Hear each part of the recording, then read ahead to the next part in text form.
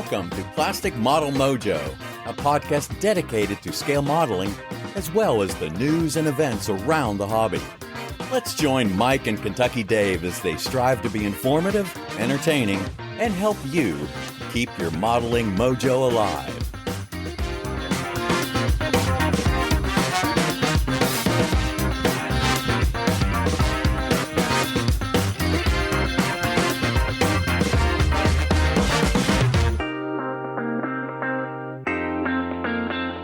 Well, Mojovia, welcome to a belated episode 114. As was explained in the 12-minute model sphere, we slipped this one to the right a little bit, Dave. Yes, we did.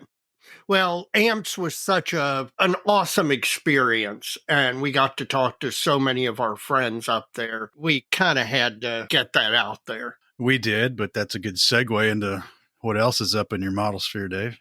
Well, my model sphere, if I survive spring colds, which is what the doctor told me I had, although it felt a whole lot more like a flu or something. If I survive that, my model sphere is rocking between HeritageCon and AMPS, two great contests behind us. We've got Wonderfest and then the Nationals coming up. And I'm trying to get things prepared for that because, there's coordination that needs to go on, both for trying to see people when they come in for Wonderfest here in Louisville. And then, as people know, there's going to be a little bit of a road trip with Digger Dave from Louisville to Madison for the Nationals. So, I'm trying to get all that coordinated. And as you keep reminding me, we're under 100 days or 80 days until the national contest. So I need to get my butt in gear. Well, you do need to get your butt in gear, Dave. Yes, I'm trying, man. And I got a model. Nothing's worse than having to spend a week away from the bench because you're lying on the couch sick. The only positive from that is it was during the beginning of playoff hockey, so I at least was able to lay on the couch and watch something good while I was sick. But what's up with your model sphere? Oh man, I really don't know. Probably not a good sign. Well, like you just mentioned, HeritageCon and AMPS, we had two great shows we attended, not that far apart. I've certainly been motivated to do some work. Yeah. Haven't been too successful.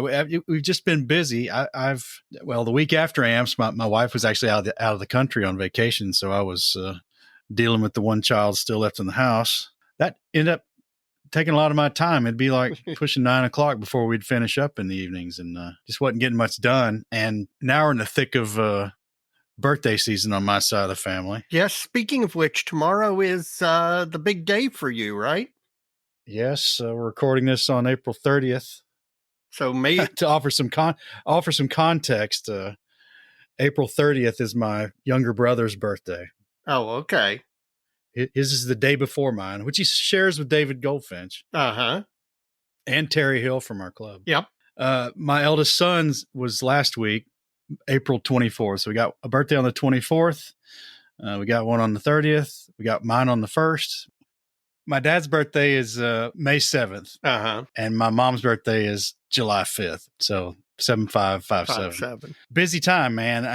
I've gotten a little done. We'll get into that into the Benchtop halftime report. But man, it's just been trying to kick all this stuff out. I got all this other stuff going on. It's like one arm paper hanger. Yep. Amen, brother. Amen. That's but there's a lot of good there. There is. So maybe with a little lubrication, I can make it through the episode. Speaking of lubrication, I am assuming that you have a modeling fluid tonight. I do. I picked up a bottle of Old Forester 1920. Oh, for the birthday season. Yeah, that's a way to celebrate your birthday. Yeah, it's good. We'll touch on it at the end. What about you?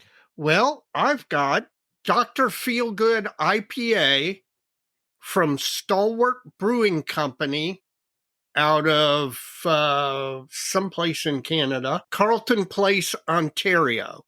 And this beer was given to us up at HeritageCon by, I think it's Bruce from the Hobby Center gave us this one.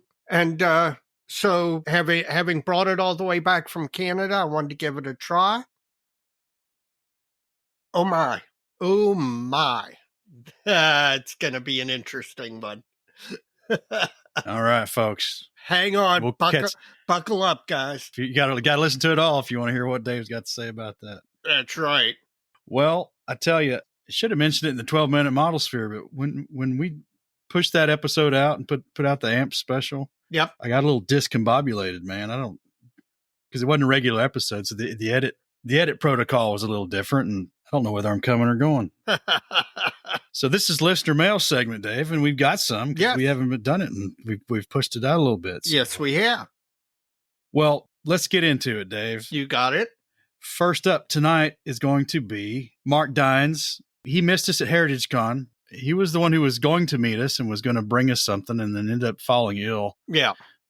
Right at the front end, like the day before. Oh, nothing worse. You plan all year for a contest like HeritageCon, to have something like that happen is awful. Well, we can take a little bit of credit for his slow recovery. I think the recovery part, not the slow part. Oh, okay. He's been working his way through the back catalog. Oh. We really appreciate that a lot. Yes, absolutely. And I guess back in episode 50, we were commenting about women in the hobby. Okay. He has sent us a suggestion. We'll talk about that offline. But Mark, thank you for that, and I hope you get well soon.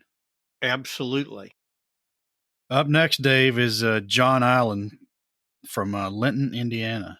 Okay. That's up near Terre Haute. Okay. I'm not familiar with that, but I'm familiar with Terre Haute, so that's up there. He says recently his 7-year-old daughter was hospitalized for emergency surgery for a little while. Uh-huh. Well, that sucks. Sorry to hear that. Yes. For 2 weeks, he was commuting almost 2 hours each way to the children's hospital and home because his wife was staying with her, and he had to come back home and go to work every day. Sure. Yeah, that's not a good thing to have to endure, but nope. Hopefully she's coming along. During the drive, he'd listen to our show and take his mind off things for a little while. You know, that's kind of like Mark Doremus out in Seattle. Yep. Same kind of comment. So she's doing much better now and is almost completely recovered. And you and I and Evan as well. He thanks us for keeping him company in the car during all that time. Hey, listen, nothing I like hearing better than a modeler getting to take his mind off difficulties that he or she might be dealing with, and us being a very small part of that I couldn't be happier about that. Well, good. He's got a show segment idea, and we'll discuss that offline. All right. Thank you for doing that, for writing in and suggesting something. I think I may have mentioned this the last time, but the email was still unchecked in the inbox, Dave. Tony Radozovic from Horizon Hobbies would appreciate, and we will certainly do it, mentioning his new Atlas Agena kit. Yes.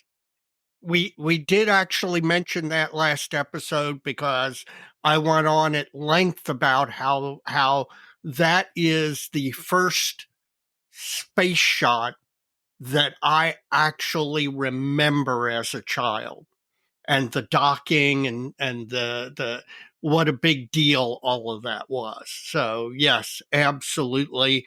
I could not be happier to see that produced in 70-second scale as part of a real space series.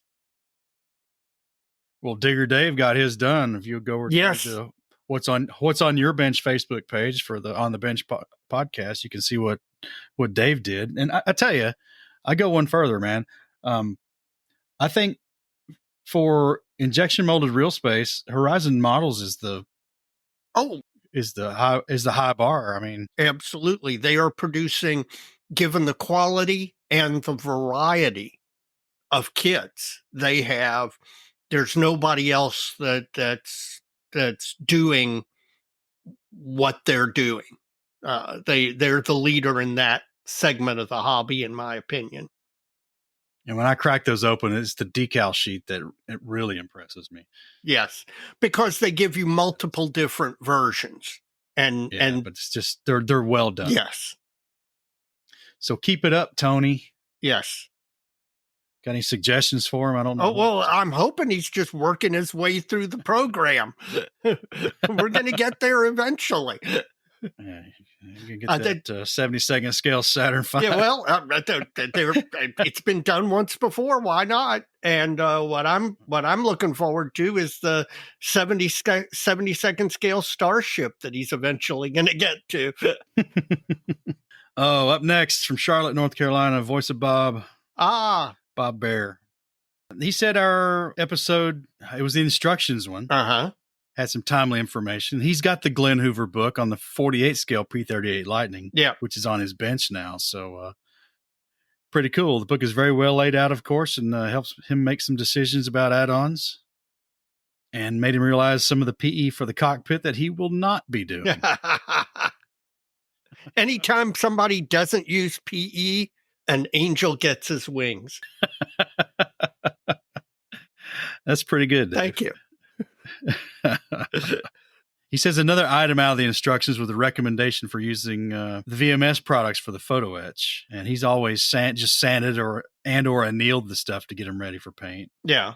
He picked up both the weathering carrier and the metal prep 4K. And he recommends the carrier first, then coat with the metal prep. Interesting. I got to look into this. I'm not familiar with the weathering carrier. Yeah, me neither. So you're right. I'm going to need to look into that too. And he's going to do some testing after hearing you talk about your experiences applying the stuff. As our friend Steve says, spend 50% of your modeling time testing and things go a whole lot better. He says, thanks for helping him through the eclipse. He decided to mow the lawn while listening to us during the eclipse, and that way he was sure to see light at the end. Oh, Bob. He also comments that the next drop will be on National Garlic Day, but I think we screwed that up. Yeah, I think we did. John McAvoy. Yes. He's talked to us a lot. You remember where he's from? Up in the Northeast, up in Jim's territory. Northwest. That's whatever. Turn around, Dave. You're facing the wrong direction. You think the direction you're facing is north, don't you? Mm-hmm. Because you did that on the way home from Amps. Yeah, whatever. You almost had me going to St. Louis. There you go. That's okay. There are hobby shops there. Well, he heard us talking about some T-34 kit that was coming out, and he says he can't seem to find it anywhere on ScaleMates or Facebook. Was this a figment of his imagination? No, it was not. In fact, there was a post on the Facebooks recently, this past week, I think, because I linked it to either the dojo or our little group chat we got going on. The company's called Warpig. Yes. That kit's got a lot of stuff. Some of it's a little gimmicky, like a recoiling barrel. That's not much use, I don't think, in a 35th scale static model, but lots of other craziness in that kit. And it's going to have to be a wait and see. I've got some serious skepticism about that one. Yep. But some serious curiosity as well. Finally, from the email side of things, from New York City, New York, Michael Karnauka. Yes, who, if you've watched the dojo, has been building. I was really happy to see him post some of his build work. Yeah, Mike, keep posting the build stuff, man. We want to see what you got going on. Exactly. He wants to know what are some of our favorite box arts. Is there a particular one that you'd love to have enlarged and have a whole wall in your home or office decorated with it? He's partial to me a Bradley with the ramp open showing the inside. Okay. Hasegawa 48 scale kits have got a lot of cool stuff. Oh, yeah. A 48 scale F4 Phantom 2 Wild Weasel in Vietnam in particular. Okay. Trying to think which one that is. I don't know. So, box art, Dave. God, we could go long on this. Obviously, for pure nostalgia, any of the Roy Cross stuff. Just absolutely, it tickles all the right feels. Any of the 48 scale, the Hasegawa, I think the guy's last name is Koge or Koga. It's the artist's name. Just some of the most beautiful box art there was. Just really almost photorealistic painting of the aircraft. Oh, the Ploesti Raider version of the B-24 from the old Revell kit with it was either Brewery Wagon or Hell's Wench, down on the deck with the refineries in the background. God, that's a great question. Seriously, we could make a whole episode out of this because there's so much great. Yeah, there's so much great stuff. Well, I'm going to double down on the Roy Cross. Just about all that stuff is fabulous, and it certainly made me buy kits. And to prove the fact that it was really great quality, the original artwork for those items are traded on the fine art market. Yes. I mean, and demand fine art prices. Yeah, I had a bit of naivety thinking I was going to go search out one of those and buy it. And dang, man. Didn't realize you'd have to sell your car. Exactly. But other than that, I think thinking back to my childhood, it's a lot of the box art that was on, particularly the 32nd scale Revell kits. Yeah. That scale in particular, those box arts. Yeah, I bought a lot of those. The Flying Tigers P40, I think what else? One of the Corsairs. Right. Yeah, that Corsair was a classic. Oh, and there's one more that we need to mention. And that would be? Ron Volstad. I've actually met him in person once or twice. Yeah, he used to be at AMPS. Yeah, he used to come to AMPS on the regular. He did all of those Dragon figure kit box arts. And a lot of the armor kit. And a lot of the armor. And just, so, first of all, it's a really nice human being, but also a really, really talented artist. And it was really cool to go to AMPS and see him doing the art on site. And you could watch the process and all, and how he came to the figures and the poses and the uniforms, and his stuff is really, really good. And, it's out there available. You can buy it. Doesn't demand Roy Cross prices, but it is art. But those are out there and available, and a really nice piece of art. A funny aside with the Volstad Dragon stuff. I remember when he was really ripping through those things. There was a rumor that got concocted that, like on a tank kit, the knocked out vehicle in the background was going to be a future Dragon release. Yeah. And it was kind of working for a while. Yeah. Just because Dragon was cranking out so many kits. But then they released one. I can't remember what it was. It had a French Somois S35 in the background. And everybody got excited because of this, what was basically a conspiracy theory, right?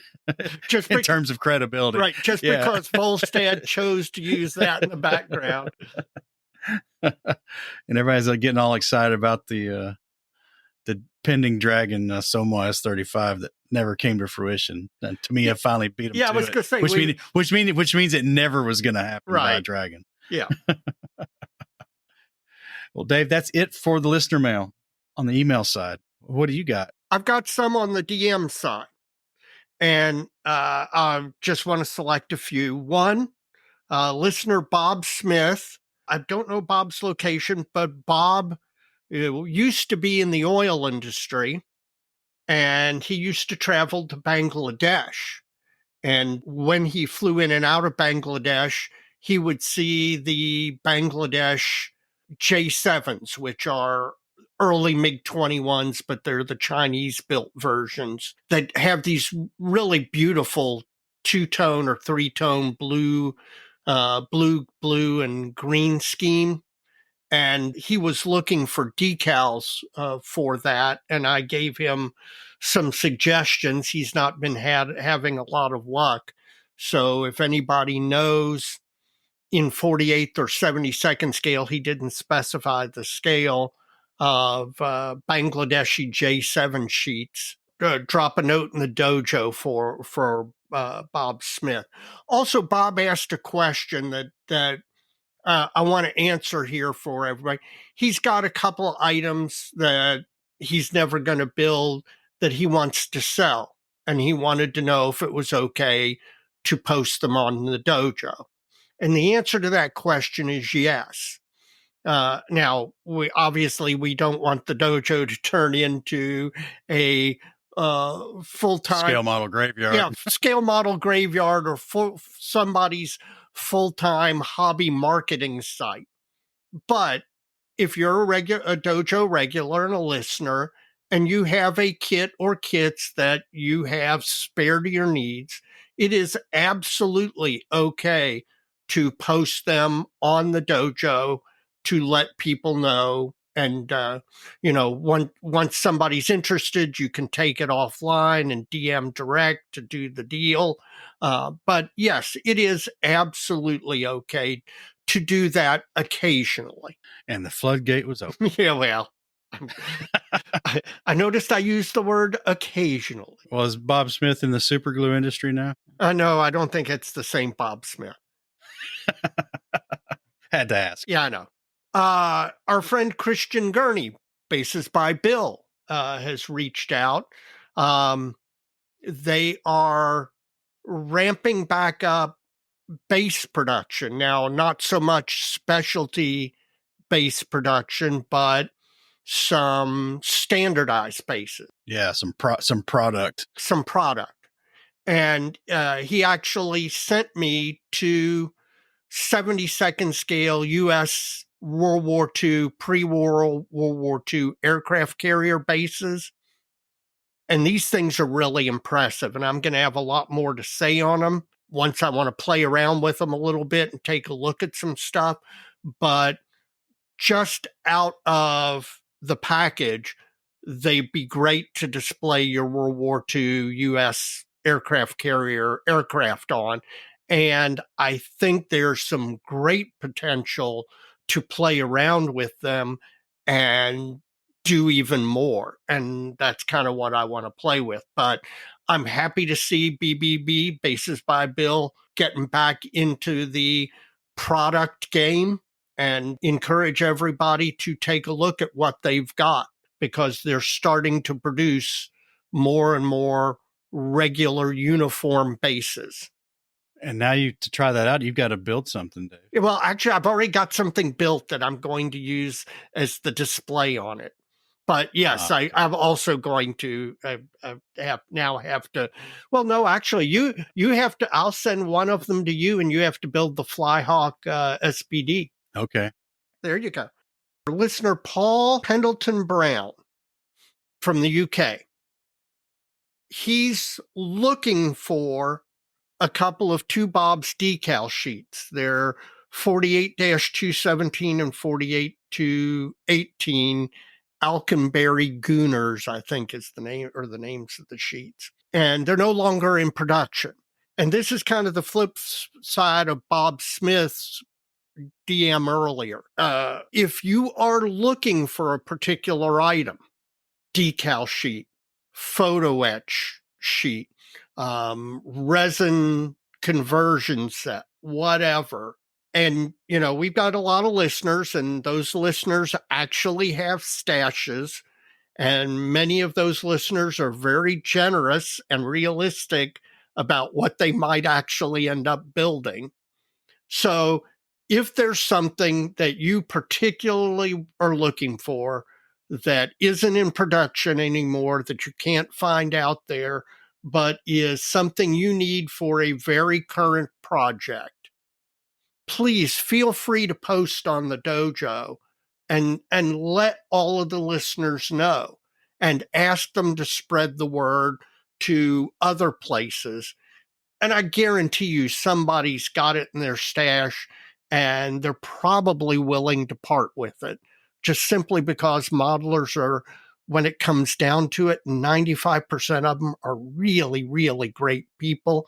And I can't tell you the number of times I've pulled something out of my stash to mail somebody who needs it, and by the same token have had modelers do the same for me. And so it's the flip side of Bob Smith's question. Please feel free to post things you're looking for on the dojo. Is that it? One more, a new listener reaching out to us by the name of Nate Bott, B-O-T-T, out of Midland, Michigan. We went by Midland, Michigan, not too long ago when coming back over from HeritageCon. So we were at least in the area. He's listening to the podcast, enjoying it, and he wants to build a 72nd scale B25, but he's not married to a particular kit or to a particular version. And so he was in the spirit of life is too short to build crappy kits. He wanted to know what's out there and basically what's good. And I responded to him, letting him know that Airfix has the early B25s covered, that Hasegawa has the later B25s covered. Both of them are excellent kits. So within a wide range, he can build a lot of the B25s and probably find a particular version if he was looking for one. If he's not married to a particular version, he can start with either of those kits and he's going to be happy with the buildability of the kit. And so that's all I've got from the DM side. Well, folks, if you want to talk to the show, we'd certainly appreciate it. Again, this is said almost every episode. This is our favorite segment, at least my favorite segment. Yes.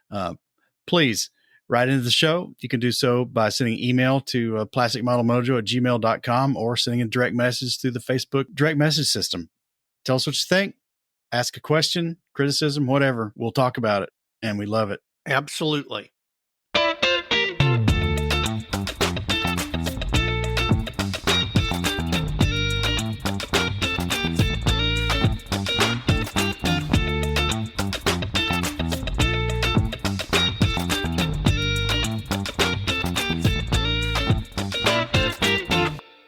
As a regular PMM listener, I would hope that you've already gone to whatever podcasting app you use and rated the podcast and given it 5 stars. If you haven't done that, please do so. Also, please tell a friend about the podcast. The best way for us to continue to grow is for people who listen currently to tell a friend who's not a podcast listener, maybe not even particularly technologically savvy. We know there are modelers out there like that. If you as a listener would sell us to one of your modeling buddies, we would appreciate it. It's the best way for us to continue to grow. And once you've done that, please check out all the other podcasts out there in the model sphere. You can do so by going to www.modelpodcast.com. That's a consortium website set up with the help of Stuart Clark from the Scale Model Podcast up in Canada. If you go to modelpodcast.com, you'll find banner links to all the podcasts out there in the model sphere who are participating in the spirit of cross-promotion with us. In addition to podcasts, we've got a lot of content creating friends out there that are friends of the show. We've got Jim Bates, Scale Canadian TV. He's got a YouTube channel you want to check out. Chris Wallace, Model Airplane Maker, a great blog, a great YouTube channel up and coming. Yes. Great stuff there. Stephen Lee, who we finally met face-to-face at AMPS. Yes. And spent a night in the hotel room telling stories and enjoying prime modeling fluid. Yeah, glad you qualified that. Yeah.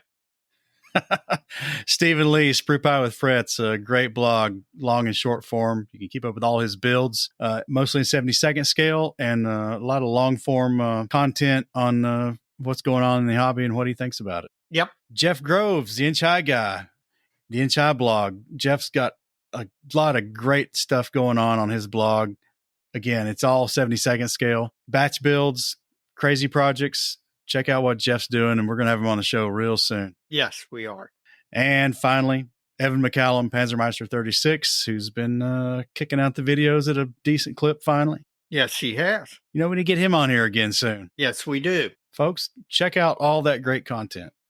If you're not a member of IPMS USA, or if you're in Canada, IPMS Canada, or Mexico, IPMS Mexico, or whatever nation that you listen to us in, if you're not a member of your national IPMS organization, please join. It's a group of modeling societies that have banded together to try and make modeling better in their particular countries and throughout the world. In addition, if you are an armor modeler and are not a member of the Armor Modeling Preservation Society, AMPS, please consider joining AMPS. Great group of guys. Listen, had a whole lot of fun hanging out at their nationals. They've got a lot of regional contests coming up throughout the summer and fall. And then, of course, next spring, they've got another national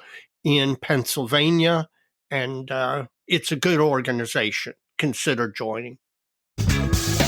Plastic Model Mojo is now brought to you by Model Paint Solutions, your source for Harder Steenbeck airbrushes, David Union power tools, and laboratory-grade mixing, measuring, and storage tools for use with all your model paints, be they acrylic, enamels, or lacquers. Check them out at www.modelpaintsolutions.com. Well, Dave, we caught up with Steve Hustad at HeritageCon. He was our guest at the Airbnb for the evening, him and Mark Copeland. Yeah, just a great time. And after seeing what he brought to HeritageCon and talking to him a little bit later, we decided that maybe we'd turn a little bit and talk about his small scale, 72nd scale armor stuff. Yes. Because it ain't bad either. It's not fair that he's talented as both an aircraft modeler and an armor modeler, but he's doing some really great things in 72nd scale armor. And 72nd scale armor is a really happening area right now. So it's a great time to sit down with Steve and talk about what's going on and just everything 72nd scale armor. Well, let's get into it.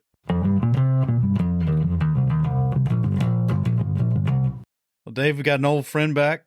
Yes. Steve Hustad. How you doing, Steve? I'm good. How are you guys tonight? We're great. We just got back from AMPS, but we'll get into that maybe in a little bit. But we last saw you about, 3 weeks ago now? 3 weeks ago. Yeah, 3 weeks, Hamilton, Ontario. It was a great time. Great show. Great venue. Yeah. It was. You kind of did all right. I did okay. Yeah, he did okay. It was, It was fun. The best time is seeing you guys again and, seeing a new venue and, seeing Harvey Lowe and meeting some new guys. That's the best part. So. Absolutely. Well, we glad you and Mark bunked with us at the house we had there, and yeah, it was nice. Chris Wallace to set us up, and that was it's nice meeting him too. So yeah, he made a new friend. So yeah, that's always great.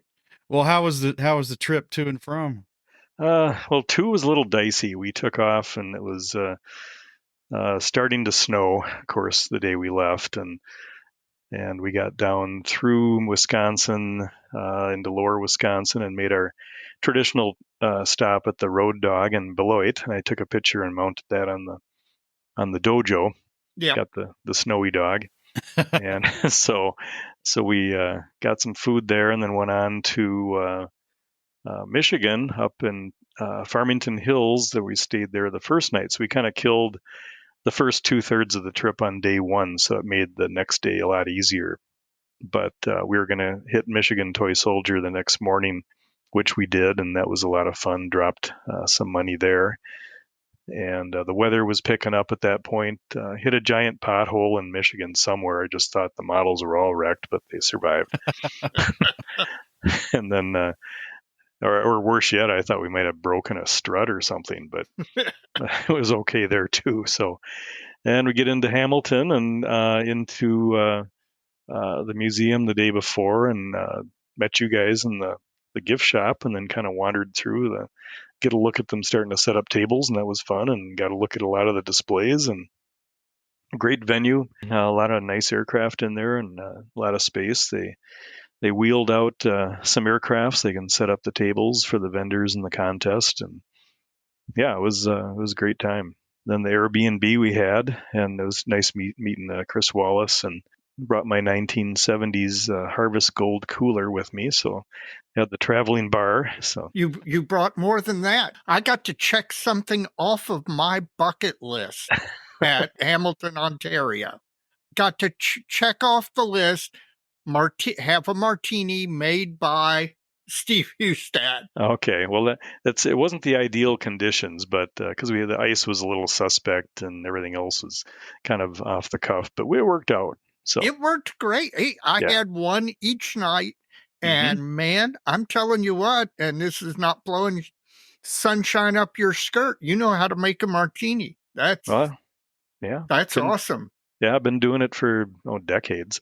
So we have our martini hour night, every Friday, Saturday, and Sunday, and it's something we learned from my in-laws. They kind of did that every night too, and it's a good way to sit down and keep connected with your wife and just talk and drink, and so.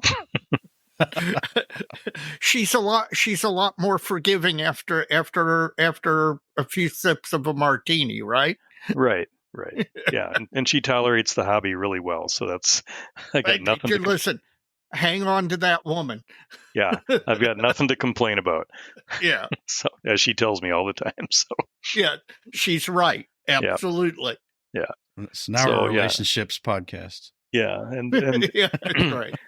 And I think I heard you guys talking on, what was it, the last episode? Which actually the two of you, that was fun to listen to, just the two of you. But you were talking about Hamilton and how the Airbnb being so close to the museum, which was we probably could have walked if we'd if the weather was a little warm. Yeah, it was a little colder and windy, but yeah, the museum was probably maybe a mile away at the most. Maybe not even that. Maybe like half a mile. Maybe half a mile. Yeah, and it was. I was kind of worried we got over there early on Sunday morning, and there's this long line out the door and down, and it was cold, and it was like 30 degrees, I think, that morning, and there's people out there holding their models, and they're freezing, and we're kind of sitting in the car, kind of watching them, and thought, well, we'll just wait. So we did, and finally the line abated, and we got in there, and it wasn't too bad. So no.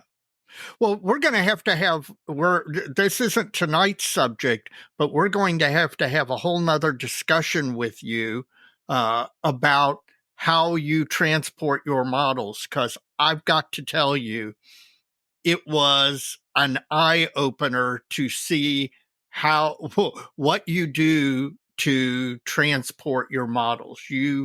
It's a mini model in and of itself. And so at some point in the future, we're going to have an episode on that. Okay. It's almost like you're an architect or something. Yeah, it's almost like you're an architect and are really familiar with foam core and stuff like that. Oh, yeah. Well, I built actually 2 boxes just specifically for travel. So I don't have to keep switching them out, and so it works pretty well. And I double decker them, so you can have and building only 72nd scale, it makes it easy. You can get like 5 or 6 in a box, and so see another advantage of 72nd scale. Oh yeah. We're still working on Mike to get him into armor, but we'll talk about that later. So I've done a little bit of that scale, very little bit, no pun intended. Well, 76 is 76 is close, right? That's kind of the old scale back before it really took root. But yeah, back the Airfix and the old Matchbox and those initial small armor scales were kind of that odd scale. Of course, the kits were terrible back then too, but yeah. But Mike builds them for nostalgia, not for the quality of the kit. Okay. I was kind of hoping we'd see your Paul at HeritageCon, but that didn't make it, and it's not been touched since we got back either. So I got to get at my nerve and get cracking on it. I know it's not true. I did touch up the underside where I had to refill the wing root, but yeah.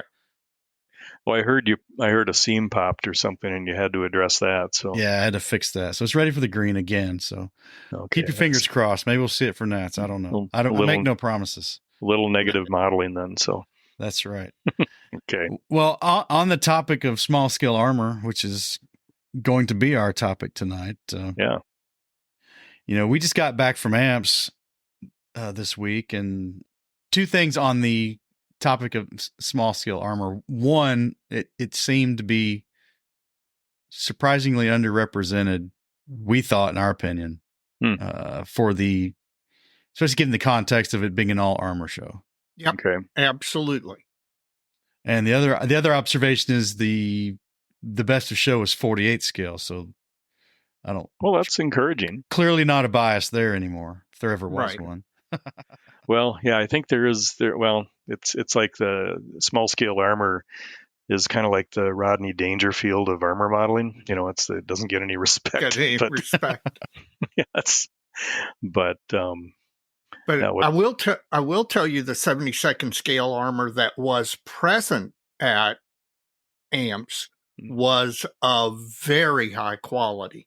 I mean, it's the people who are building it and entering it are really, really good at what they're doing.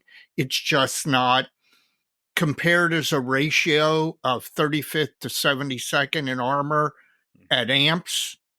There's much more parity between, or much closer to parity between 35th scale armor and 72nd scale armor at the IPMS Nationals. Yeah, but you thought it was underrepresented, though. But yes, it was. In quantity, not in quality. Again, the quality was just blow your mind good. Okay.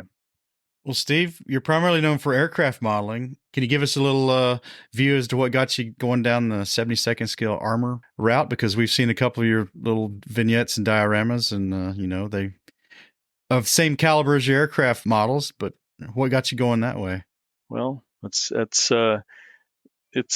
started the armor modeling it was about maybe late 90s, like 98, 99, and I was noticing that there really wasn't much in the way of small scale armor that you'd see at contests, and what was there wasn't very good, and it just wasn't represented very well. And I thought, well, here's an opportunity, and it's a good opportunity to try something different and kind of expand your skills, learn some different techniques. And so I bought some books from guys that are probably primarily 35th scale guys, like some of the the stars of armor modeling, like Rick Lawler and Sam Dwyer, Adam Wilder, and Andy Goldman and Miguel Jimenez, and those kind of guys. So I thought, well, maybe we can translate this to 72nd scale, and the same thing with aircraft. I think when you take something that people aren't expecting much of and you do something with it, I think it makes a greater impact.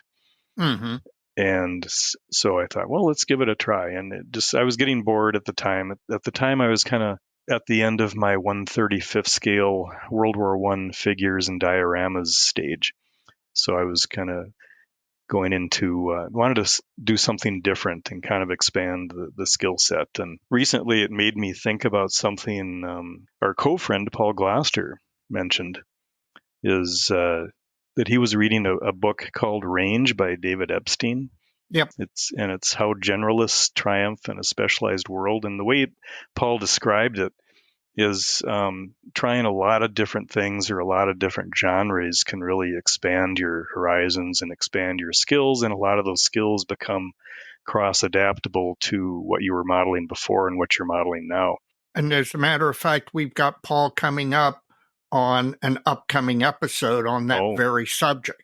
Yeah, I asked him about that because I think maybe I'd been subconsciously maybe doing that theory from that point on, because I was kind of going from area of modeling to area of modeling to area of modeling and trying to do things differently and see what could be done with them. That's kind of got me into small scale armor. So I started with tigers. I thought, well, I'll stick to tigers, and I don't have to get a big library and the decals and all the aftermarket. Well, that soon expanded to tigers and panthers, which yes, right, which then expanded to tigers and panthers and Mark IV. So pretty soon everything was getting out of control again, and the enthusiasm was growing. So I could post on the dojo a selection of those that I did later on the Facebook page. But yeah, definitely. So started with tigers and got into there, and I was researching books by guys like Alex Clark. You've heard of him. He's a big 72nd scale guy and does tremendous work. So I picked up some of his books and studied what he was doing. And Steve Zaloga, he used to do a lot of 72nd armor, and then trying to translate a lot of the 35th scale skills down to 72nd. And that's a little difficult because things have to be simplified a little bit. But if you approach it with the same kind of thought process that is done in 35th, I think it can be done. The big thing, just like with 72nd scale aircraft, I think the big thing is when you're painting to work with contrasts, because you need to emphasize things a little more, and scale finesse is a big thing. So any out of scale thicknesses or edges need to be dealt with, and if all those are addressed, then I think you can make something pretty impressive. So that's kind of how I got started on it. Well, on that topic of scale fidelity, on average, I guess would be kind of the way to frame it. Do you find there's more opportunity or more things to address, more opportunity for modeling enjoyment, as we like to joke? Do you think there's more opportunity or more things to fix on a typical scale armor kit in terms of scale fidelity? Oh, yes. Yeah, definitely. Aircraft? Yeah, definitely. And it's getting, the gap is closing now, but I remember the first ones back in 98, 99 when I started building them. We had Airfix and Matchbox and Fujimi, and those were 76 scale. And then we had some by Hasegawa and Italeri and Heller.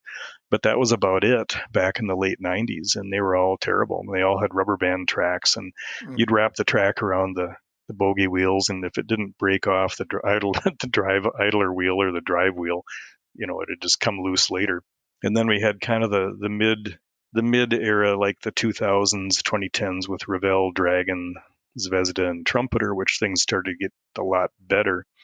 And I think in recent years, like the last 4 years, maybe, we've started to get kits from Vespid models, Border models, IBG, Flyhawk, and Mini Art in 72nd scale, which I think are starting to approach the quality that armor models are used to in quarter scale and 35th scale. It was almost more satisfying to take one of those old pieces of crap and make it look good, but but this is easier, and then you can concentrate on other areas. But Vespid models, boy, that's good stuff. And yeah, I just wait for their, they did the T-34-85 recently, and I am hoping that they're going to do the entire T-34 series. Oh, I bet they will. Yeah. Yeah, because that just presents them so much opportunity.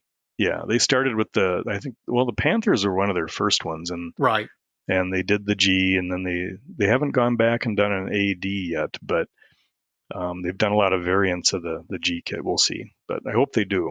Of the 72nd scale armor that you've done, what I've seen of it, you always place it in a diorama or a vignette.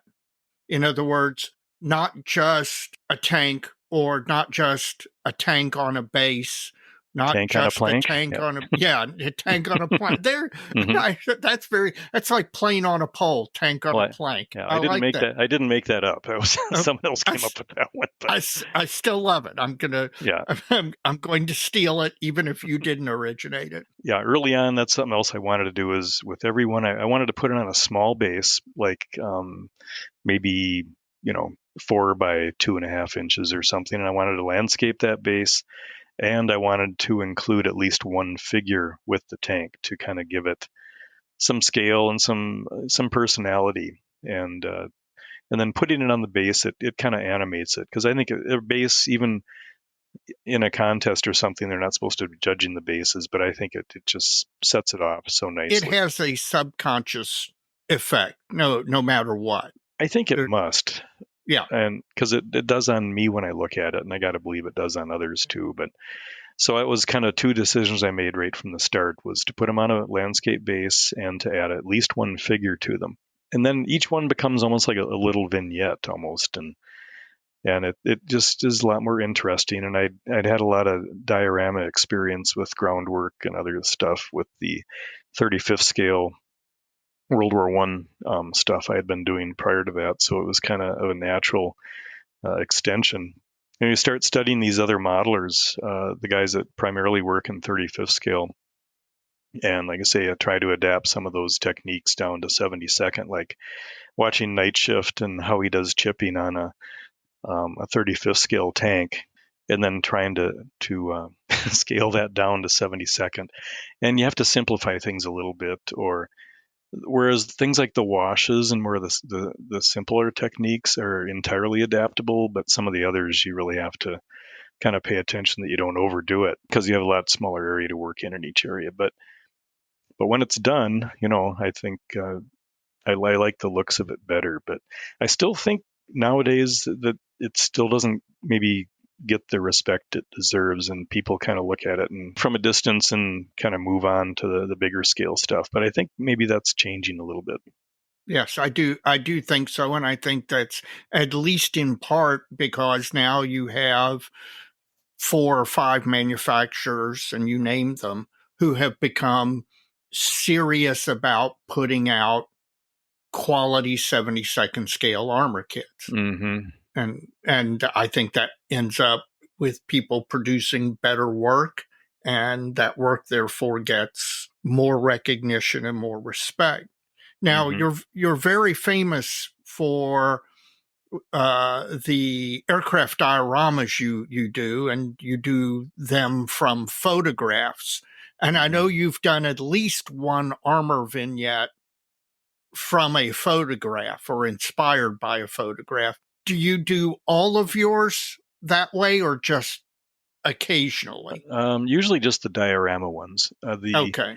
There's a king tiger I did where there's some GIs that are standing on top of a captured king tiger, and the local Belgian women are bringing out some food for them.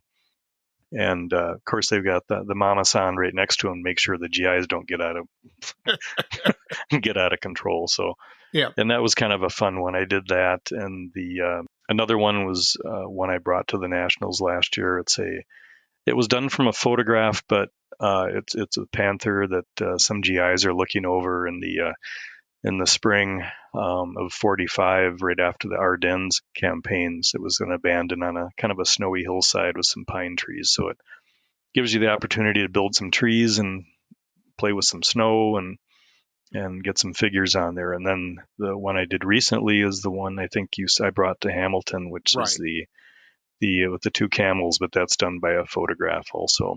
Yeah. And I built that one alongside a Revell Tiger one, which was an early one. So I built the 2 side by side, got some color information from Evan McCollum, so he helped me a lot with that. So I built those 2 side by side, and I corrected the Revell kit and pretty much built the Vespid kit as is, except added some more detail to it. But the you can really see the generational change between the Revell to the Vespid, and it's like the Revell kit had all the tools molded onto the upper hull, right? And I like to have my tools separate. So instead, I was looking at there's a book by Alex Clark, modeling the Tiger tank in 1/72nd scale. Mm-hmm. And I had it in my library. Book. Yeah. So I pulled it out and I was looking at it, and he built the same kit. And what he did, he just chopped off the forward upper hull and replaced it with 40,000 sheet styrene. And then, because that was easier than grinding off the tools and then repairing the surface. So I thought, well, I did that. So I did that, and it was easier. So you can pick up these little techniques, and then the whole the storage bin on the back side of the turret needed reshaping because it was a very early version. And the Revell kit, even though it was supposed to be the earliest version, had the wrong one because they were, I'm sure, trying to extend it to mid-production Tigers and the rest of it later. So I made a lot of corrections with the Revell kit, and that was the standalone one I did in the same scheme but with a different number. The one in the diorama was number 111, and then I made the other one 112, like it's part of the same unit, but so that was a standalone one. And then the 2 camels on it were 3D printed from CMK. And I was able to modify the 2 of the camels were in the photograph, and I modified the one so I could have the neck looking in a different, to match the photo, and animate the legs so they didn't look the same. And then the Arab, the Bedouin next to him, the guy that was kind of meeting up with this tiger group. So that's kind of the whole scene of the photograph. And now, the camels, you told us where they came from. Most of the figures you've been on here and you've talked about for your aircraft dioramas using modifying prizer figures. Yes. Is that what you're doing mostly with your 72nd scale armor as well? Yeah, it is. Actually, on the Revell one, I used 2 Orion figures, which I usually don't do. They came out with 2 sets of German tankers, and the only problem is they're in soft plastic. Mm-hmm. So they're really, but the detail on these is much better than the typical Orion kit. So I used 2 of those on the Revell one for the standalone, just the little vignette, and but I cut the heads off, ground out the necks, and then replaced the heads with prizer heads because they're a lot better.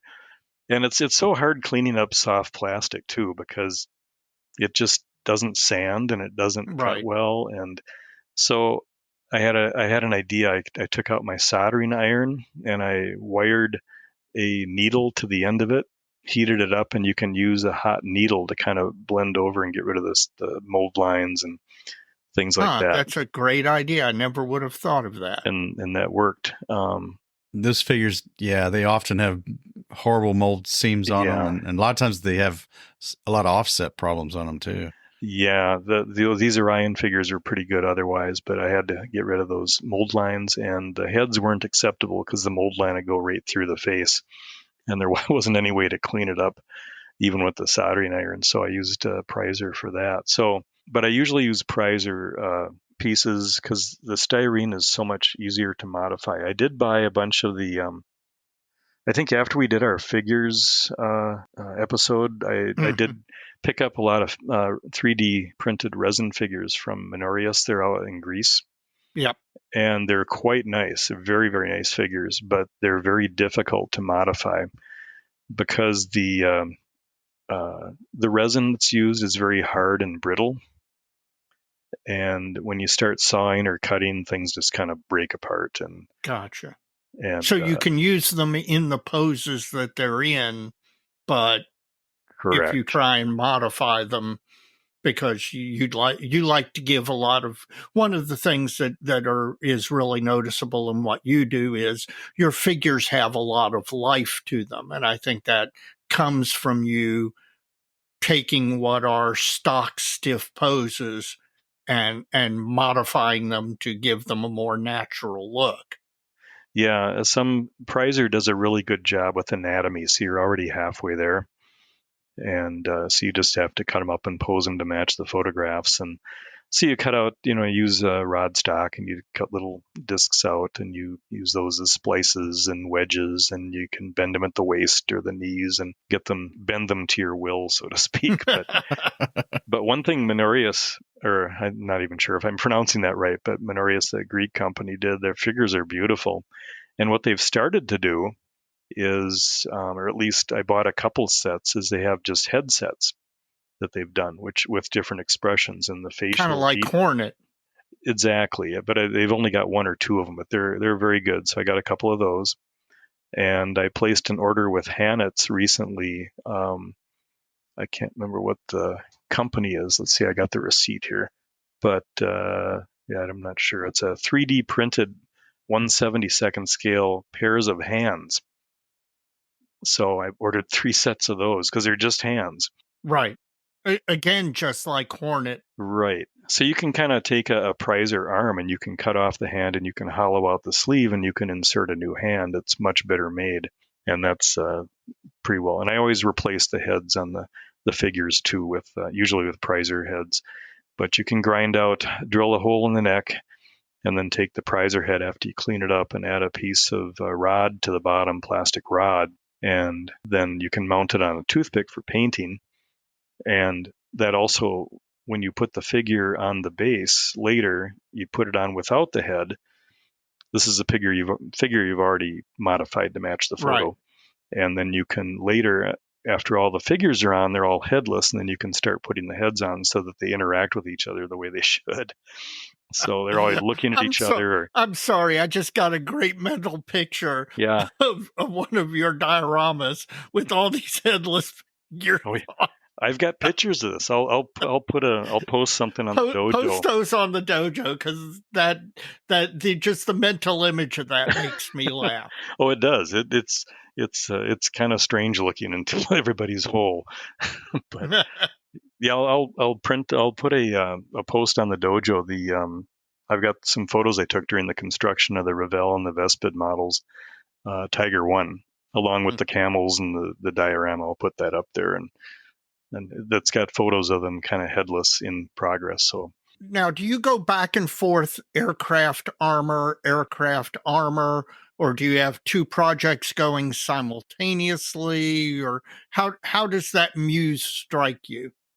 I usually go back and forth. Like right now, I'm doing a pair of KI-46 Dynas. And prior to that, I'd finished the pair of Tigers, the one with the diorama and the other one just the standalone vignette. Right. So then so you kind of go back and forth, and I'll do German, Japanese aircraft, and then I'll do a diorama, a crashed or a Luftwaffe aircraft diorama, and then go back to tanks, and maybe throw in a couple World War I aircraft in there too. So,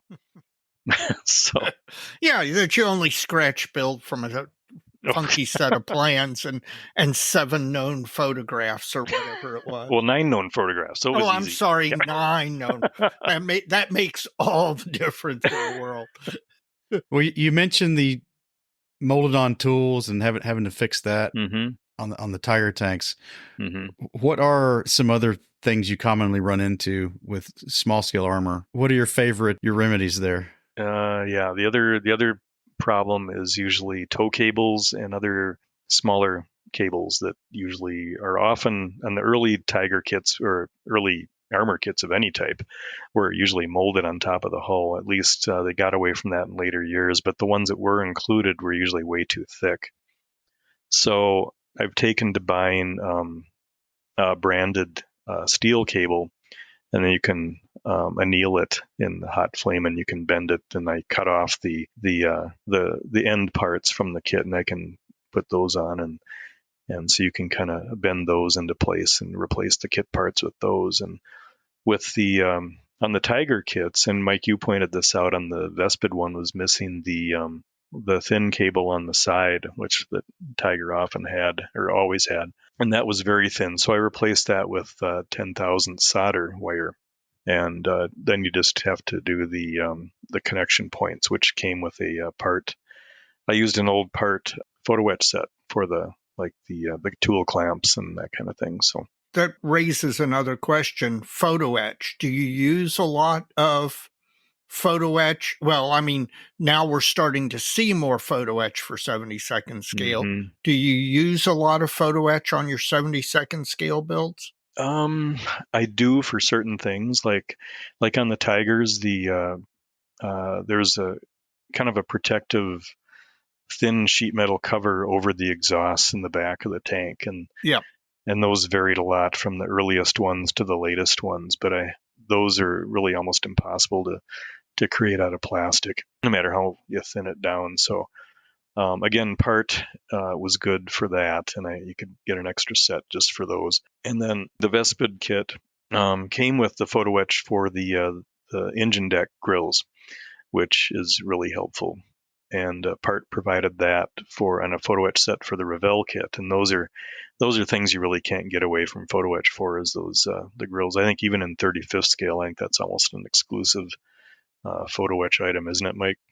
Yeah, usually. I want to ask, Part is a Polish company that it's kind of not as prolific as the Aber stuff. Yeah. And where are you getting that typically? Usually I order mine straight from Jadar. Yeah, it's in Poland. Yeah, you get it. I've got it from there, and I used to be able to get it from Role Models. They used to carry it before they sold out to somebody else, because a friend of mine owned Role Models, John Roll, and he used to feed my addiction. So, But yeah, and part's not easy to get now. You can still get it from JDAR, I think, but most of these I had sitting in the kit box for years, and you can get the you mentioned the gun barrels, like from ABAR or Armor Scale makes them for 72nd. They're quite nice with the muzzle brakes, and so I use a lot of those too. I've bought a lot of those things. Yeah. Do you usually replace the barrels with a metal barrel, just like most a lot of 35th scale kits now come with a metal barrel? But yeah, it's like the Vespid models ones do too. They come with the metal ones. I think Border does and Flyhawk does now, the 72nd. right. But if I can't get one, then you can usually find one for any Tiger or any Panther in 72nd scale from ABAR or Armor Scale. So I'll usually go with that. And if I don't have one, I'll just use the plastic one and just try and refine it as best I can. But yeah, photo etch is pretty necessary. I think the smaller scales you go, the more important it is to get that scale finesse and those sharp edges and that just the kind of look that you want to go for. But I'm still of course, with every type of model you build, whether it's an aircraft or a piece of armor or whatever, there's always one part you really don't care for. And I don't care for the dozens of different bogey wheels you have to cut out and sand down and mount up and paint, and then paint the tires around, and so that gets a little tedious sometimes. And on these two Tigers, they both had Lincoln length tracks, and they both worked pretty well. But boy, to clean up all those pieces, and then took a cue from Alex Clark's book too, and I drilled out the guide pin on all the track links. So because they're supposed to be hollowed out in the middle, so I thought, well, I'll try that. And you can't see half of them, but the half you can see, it's kind of neat. So I did that. But one thing I noticed, the Revell Lincoln length tracks, they fit pretty well, and the Vespid ones, they looked the best. They were the best detailed, but where the male and female ends fit together, I had to widen the female end to get the male in there. So that was a little challenging, but they look good when they're in.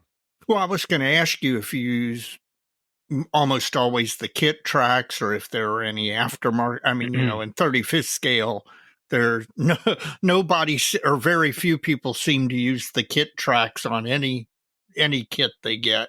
Yeah, I think in 35th, don't you have like Fruel model, and there's some injection tracks that are pretty good, and for now it's all aftermarket. 3D print. I mean, 18,000 different 3D printed Evan's brands. done a series on 3D printed tracks, and they're just insane.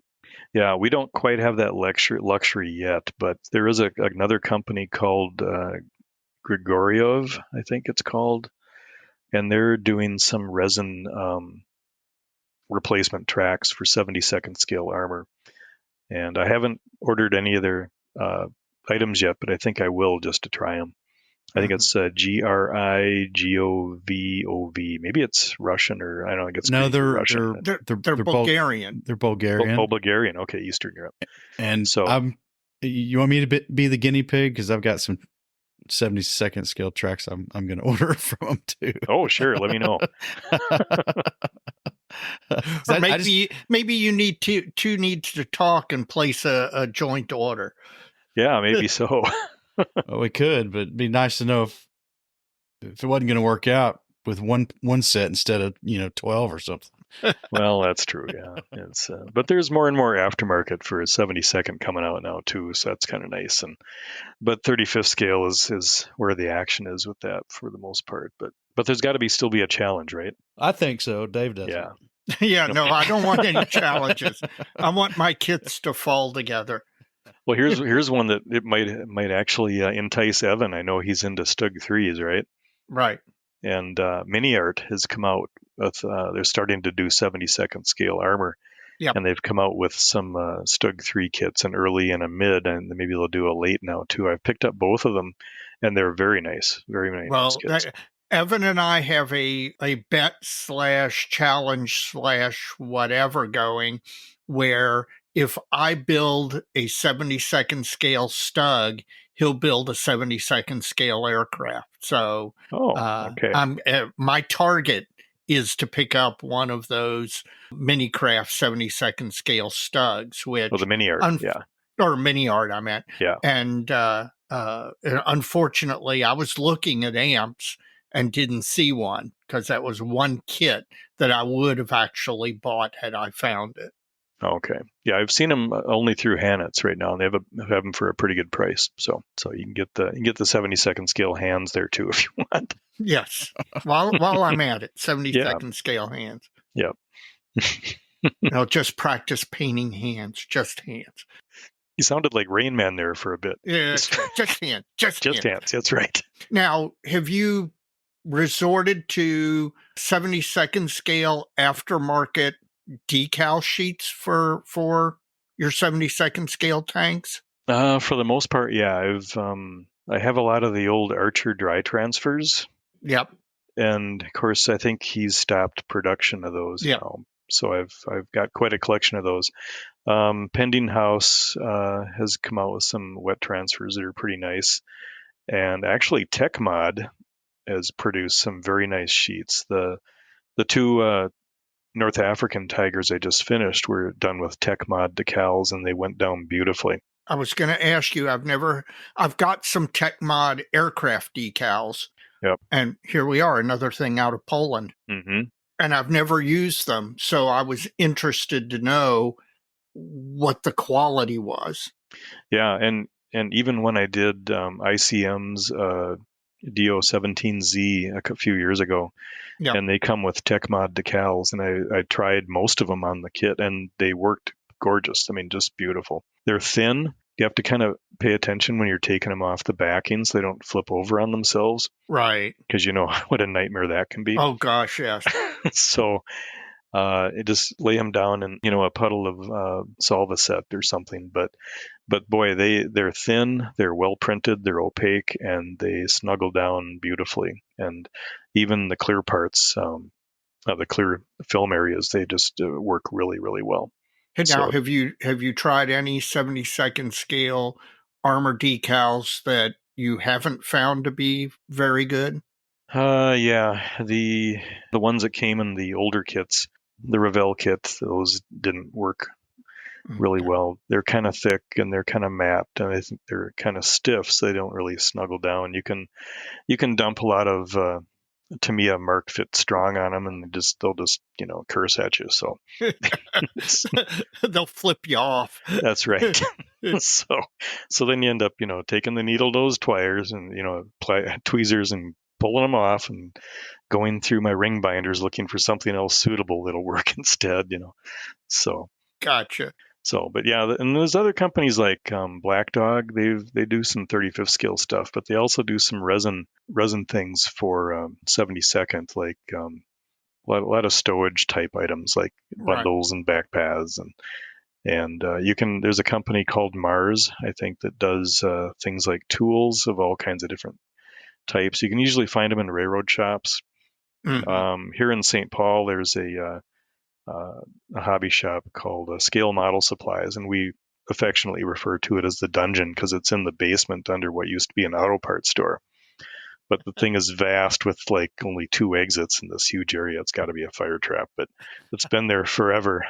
But they're half of the stuff they have is railroad stuff, and if you kind of go, and Mike probably knows this, you go through a lot of railroad-oriented detail parts, and you can find quite a bit to use in 72nd scale armor for that kind of thing too. And the scale may be a little different, but it works. You can find a lot of things that are adaptable. Yeah, it may be all right. I know the little Airfix Morris tractor I built, the kit doesn't have window glass or windshield wipers. Well, window glass is easy, but the windshield wipers are HO scale diesel locomotive windshield wipers. Yeah, and you can find things like a lot of different tools, a lot of strange things, like even like brooms and sledgehammers and pickaxes and all that kind of thing that can be useful. And those railroad areas. And of course, this particular hobby shop has all the usual groundwork supplies. It's got a full thing of AK diorama stuff and MiG ammo stuff, and it's just you can spend a lot of money down there. But lastly, or not lastly, but next, painting.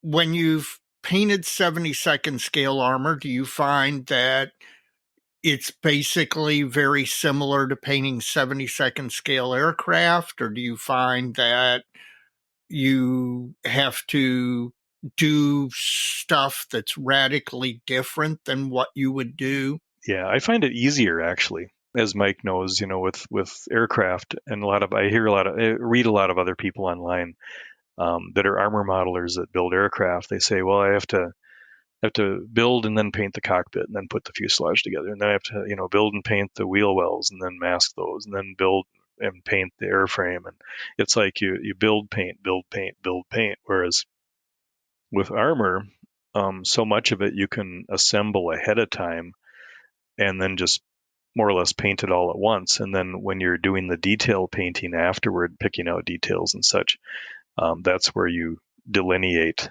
the tools from the hull and all the rest of it. But it's like you can build it all together and then paint it all together and then attack each of the details individually with a brush often.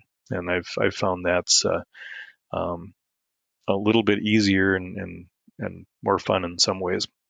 But the armor, I've learned so much from building armor models that I've then gone back and applied to the aircraft models, especially the weathering techniques and, watching like Martin Kovac, Uncle Night Shift.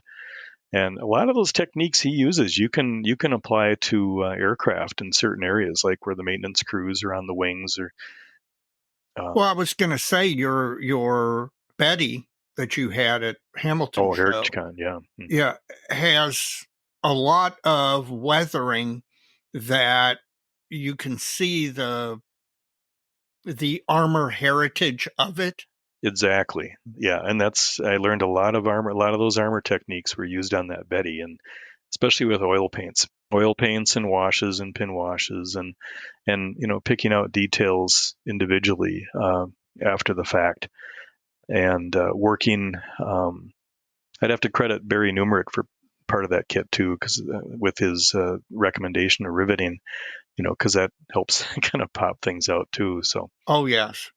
But yeah, the armor modeling, like Paul Gloster mentioned, it's nice when you can have several different areas of modeling interest, and then you can rapidly see which skills in one area are perfectly adaptable to another, and maybe which aren't. But so you can start to adapt some aircraft modeling precision to an armor model, and you can start adapting some armor model weathering techniques to an aircraft, and it's a lot of fun to go back and forth like that, and it's just pick up new skills that way.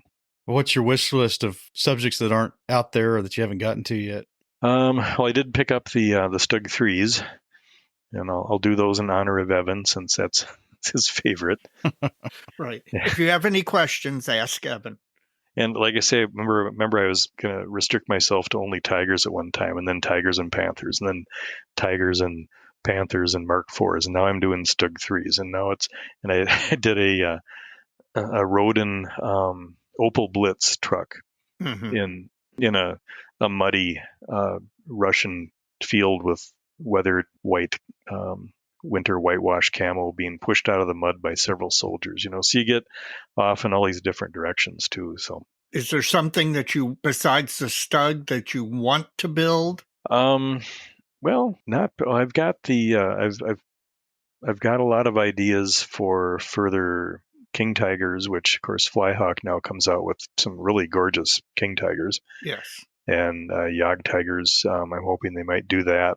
Yag Tiger is one of my favorites. And they used to manufacture those things with a built-in demolition charge, yeah. just because they knew they'd break down, and they just knew they have to blow them up somewhere. So, but I'm not sure as a crew member, I'm not sure I would find comfort in that. No, but I guess that's the way it worked. But I built the old. I built the old Fujimi Yag Tiger, and I built the old Eshi Yag Tiger, and sure, the tracks on those are great. Oh God, oh my God, and the Dragon one, and that's one I just finished, or about 2 years ago, I guess, and that came with rubber band tracks too. It's like, so you have to manipulate those things and get them together and find a glue that'll work, and it's hard to get them to sag properly. And so a good Yag Tiger would be nice if one of these modern companies like Vespid or I've got to think Vespid. That's got to be on Vespid's short list, given what they've produced so far. Or Flyhawk, or Flyhawk, or both. We'll take both. Oh, just off the armor for a bit, and what you'd like to see done. You know how great the IBG's FW190D kits are. Oh gosh, yes. Well, I sent an email to IBG with just a few suggestions about what I'd like to see them to do. Mm-hmm. And I got back, and he says they have a TA-152 series planned for 2025. Oh, that's fantastic. So anyway, because I've got the old Aoshima and the old Dragon kits. Both of which have their challenges. Right. Yeah, the Dragon is pretty accurate and pretty detailed, but it's a tough build, and the Aoshima has wheel wells that are about a 16th inch deep, and and it doesn't have the cutouts for the engine. But anyway, we're getting off the armor track. That's okay. So a Yag Tiger is, I'd like to see a Yag Tiger. That would be nice. Maybe Flyhawk, since they got the chassis for the King Tiger already under their belt. So. Yeah, like Dave said, I would think that would be on their short list. Yeah, that's given what they've produced. Squeeze a little bit more out of that tooling. Yeah, exactly.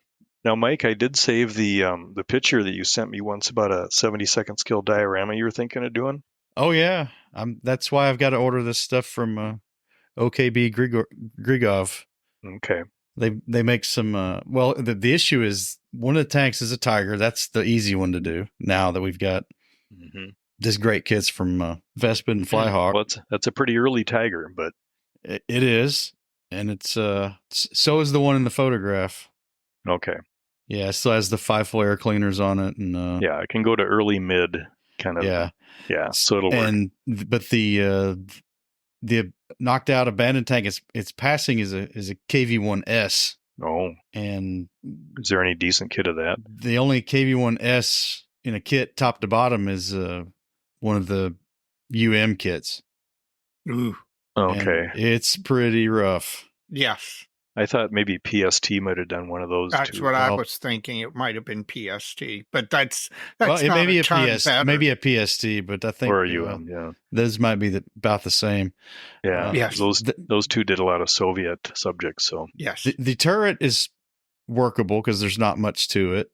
I think you can get a good model out of it doing a little work, but the road wheels aren't very good. The tracks are terrible. It's got all the classic shortcomings. It's a double whammy. One, it's 70-second scale, and two, it's from Eastern Europe.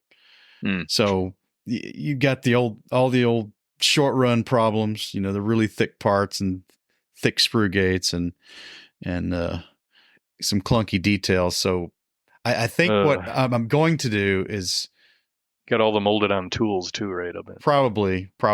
I'm probably going to get one of the trumpeter KV-1s and convert the hull to a KV-1S hull because it's such a better kit.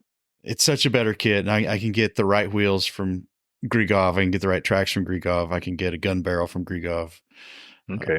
So you can pretty much fix it. It's just a matter of doing it. And then it's called modeling fun. That's right. And per your suggestion, I'm become your competition on the prize or figure hunt. Good. I haven't been looking for a while. I got such a stock now. I haven't looked for a while, but a listener sent me almost complete set of, I can't remember what their Luftwaffe ground crew and pilots. Okay, that's one of their early sets. The best ones are the ones that are like the 501, 504, 508 kits, which are the numbers, which are the separate torsos, separate arms, separate heads, separate everything. And I've got one of those too. It's a like a squad of marching Germans.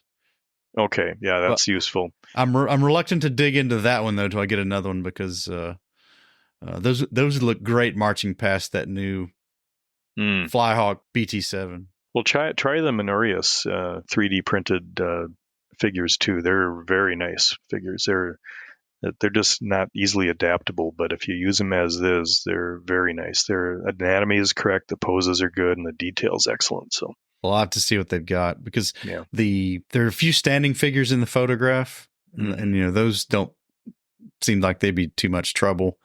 The main figures in the photograph who are looking back toward the camera are in the ditch in front of the Soviet tank is a German mortar crew on the move, taking a rest. They've got the disassembled mortar being carried by various people. One guy's got the barrel carrier on his lap. The other has the base plate strapped to his back.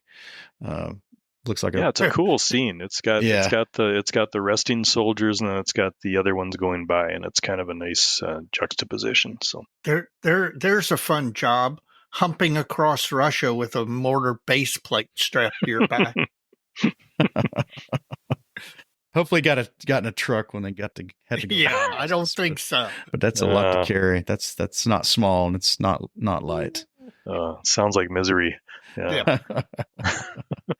So I don't know. I've collected a few other nostalgia type kits as well. So okay, those are a little different though.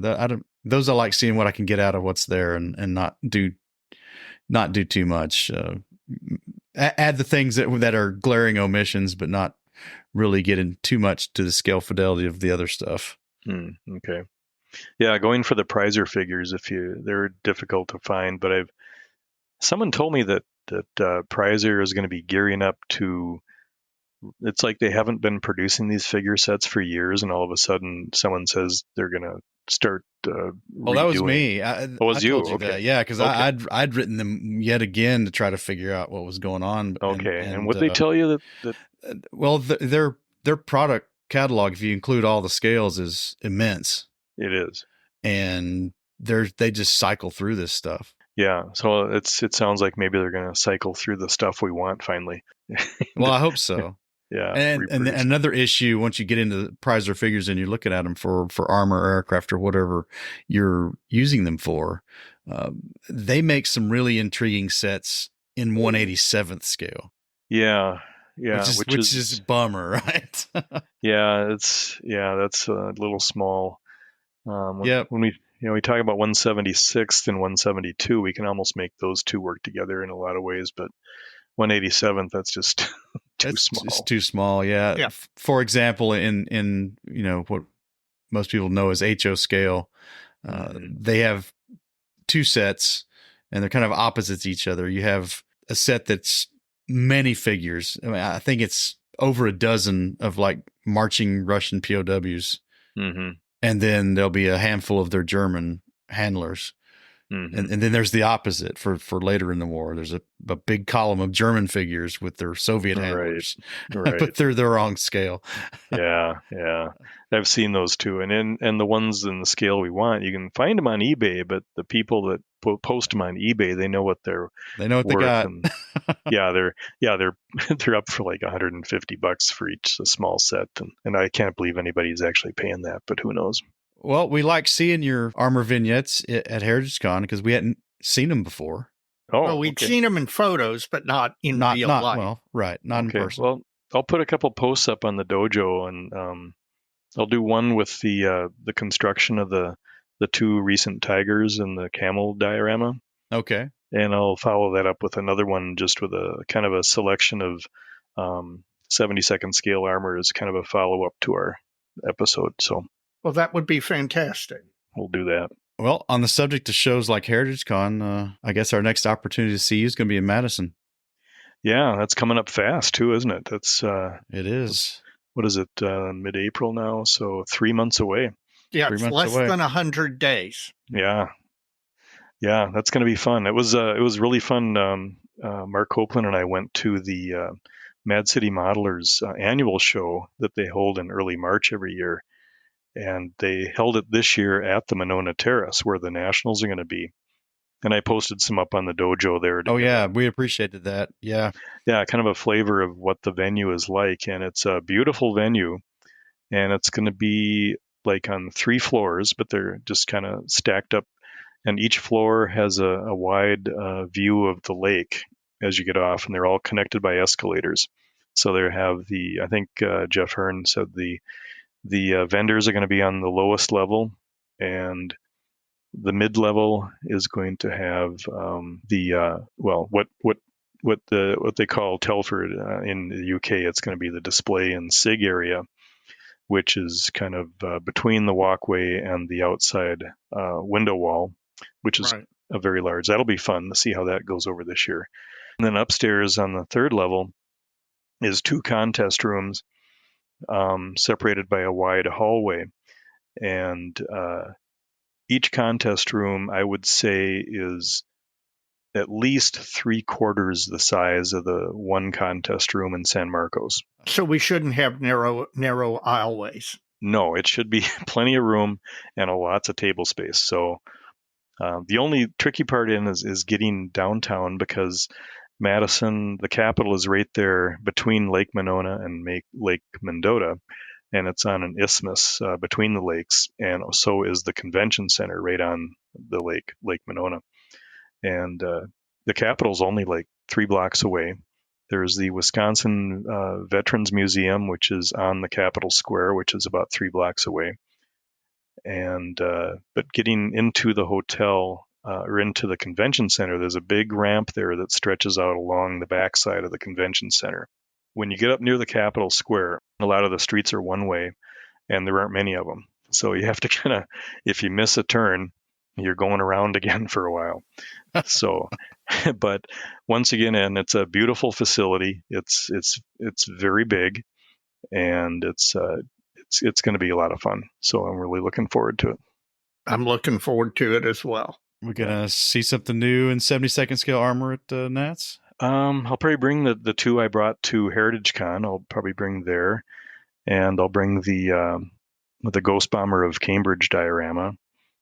And they talked me into doing a seminar this year on 72nd scale aircraft dioramas. So that'll be fantastic. I'll be there with a basket of rotten fruit. Okay, well, you and Mark, yeah. So yeah, that's going to be on late Friday morning. I think we're doing that one. So we'll be up there by then. Okay. I don't know. Recovered. Yeah. Yeah, really looking forward to it. There's nothing better than getting together with friends and looking at models. So, well, I'm looking forward to another Steve Hustad martini at some point during that convention. No, we'll fix you up. Well, Steve, thanks for joining us again. Always a pleasure, and look forward to seeing you and hanging out with you again in Madison. Yeah, it was great seeing you guys at HeritageCon, and a lot of fun there. And it's always fun being on the show. So. And we've got to figure out a way to get to MMSI this year. Yeah, that'd be great. That's a wonderful show, and we loved it when we went. Yeah, saw some of the I think Scott Gentry was there, I think, last year, and talked to him for a while, and a real nice guy. I looked at his work. Boy, he's a good modeler too. So yeah, that's but his work stood out, and so yeah, you see a lot of people there that are just a lot of fun to talk to, and the people that put on the show are so nice, and they do such a good job of it, and and the work quality is just always fun to look at. So, well, all right, Steve. Until next time. Okay, great talking to you guys, and we'll catch you in July. All right, sir. Steve is just a font of information. He is. I don't know that we'll ever pull it all out of him, but it's sure fun trying. Absolutely. And the 72nd scale armor he brought to HeritageCon was amazing to see. I mean, there are 35th scale dioramas that aren't that good. And when you look at them and then you get lost in them, and then you realize, oh, that's 72nd scale. It's just postage stamp. I know. It's just amazing. And I can't wait to see him and Mark at the Nationals in Madison. I can't wait to sit and talk with him in the hotel room about all of the really great 72nd scale armor at the Nationals this year. Well, Dave, we get to talk about what we've been building now. It's the Benchtop Halftime Report, which is brought to us by Squadron. Squadron has been added to the stash since 1968, Dave. Folks need to check out squadron.com. And if you're on the go, check out the mobile app for both Apple and Android products. The new mobile app is a dangerous, dangerous thing. It is so good, so easy to use, and yeah, that'll put a dent in things. But yeah, happy to see Squadron with the resurgence that they've been experiencing. It was good to see them at AMPS. They're going to be at Wonderfest, is my understanding, and of course the Nationals. So really looking forward to that. Well, I'm looking forward to hearing what's on your bench, Dave. Well, if I could get healthy, if I wasn't sick, I'd be getting a lot more done. But there is forward movement on the bench. My BT7, the Flyhawk kit, 72nd scale, I've got one complete run of the link and length track done on one side of the model. Now I need to flip it over and do the other. Well, how'd that go? This is my first experience with link and length track. Try saying that 3 times fast. Rubber baby bubby bumper. Yeah, exactly. I've got to say the experience was not bad. Now I have not tried to pull it off the kit yet, because again, what I did was temporarily mount the wheels, then do the link and length track. And then the idea is to be able to remove it as a unit for painting, etc., weathering, painting, etc., and then reattach it at the end. So phase 1 is complete. I have been able to actually complete a set, or at least one run of link and length track. And it wasn't, it was delicate and you had to take your time with it, but it was not awful. It was not undoable. And now I think Flyhawk did a really nice job, and I followed their instructions to the letter as far as how to assemble those tracks. But I've got to say, my first experience, very positive. And again, compliments to Flyhawk on very clear instructions. Well, those tracks, especially the single lengths, got to be tiny. They can't be any wider than like 4 millimeters. Yeah, I don't even think they're that wide. Maybe 3. Yeah. Yeah, that's good on you, man. I look forward to seeing this. Yeah. Now I've got to flip it over and do the other run, and then comes the moment of truth where I try and pull them off of the kit and keep them in one piece and all. But the other thing I've been working on is I have a really good modeling friend who did an impeller for the A7 M2 that I'm building, cleaned that up and installed it in the cowling of the fine molds kit. And now I've been working on the spinner and prop, which are the spinner is painted and done. The prop I painted the yellow tips and masked them. And now I have to paint the prop, what's lovingly referred to as prop color.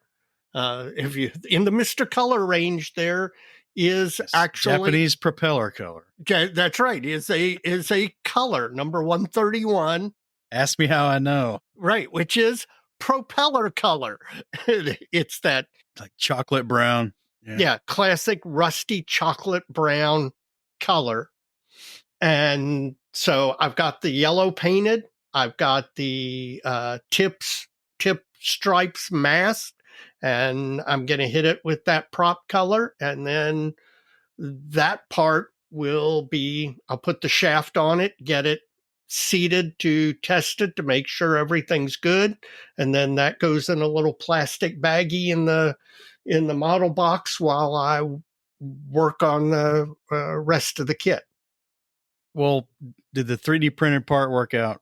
Yes, very, very well. To the point where you sent me some extras, and I'm going to send a couple of those to modeling friends for their purposes, should they ever build this particular aircraft. I mean, they came off nice off the printer, but we Yes, could have made a measurement error somewhere along the way. No, And it's beautiful. It really looks good and really enhances the look of the model, because that impeller really is an important piece of that engine. Just like the same, again, the same thing on the Focke-Wulf 190. If you don't have that impeller there, it stands out. well, good. That was the whole idea. Yes. Yep. You knocked it out beautifully. So it looks great. But enough about my bench. I know you've been making a little modeling progress, even if it isn't as much as what you wanted to do. No, like the E16's just been on standby. I just haven't got to it yet. No real reason. Just it's the new thing I'm doing, right? Yeah. So I want to be of full mind and have no time constraints when I go start painting the green on it. Yep. I understand exactly what you're talking about. That opportunity has not presented itself yet. Might have to call in sick one day to make that happen. But I have been working on the base for the KV85. That's gone pretty well. I really like the way that's coming out. So what I've done since we talked about this last time, which has got to been a month now, I guess, I've got the rail line all ballasted, and because it slopes off on either side of the roadbed pretty severely, I kind of had to build it up. I probably had four different sessions of putting ballast on there. I did the main horizontal, the thing sitting flat on the table, got that all set. Then I tipped it up 45 degrees one way and did the graded embankment on one side. And then I did that again on the other side. Then I had to go back in and fill around on the ends where it's cut off at the diorama edges. Right. So probably, I think 4 sessions, I got it all done. And how did you secure the ballast?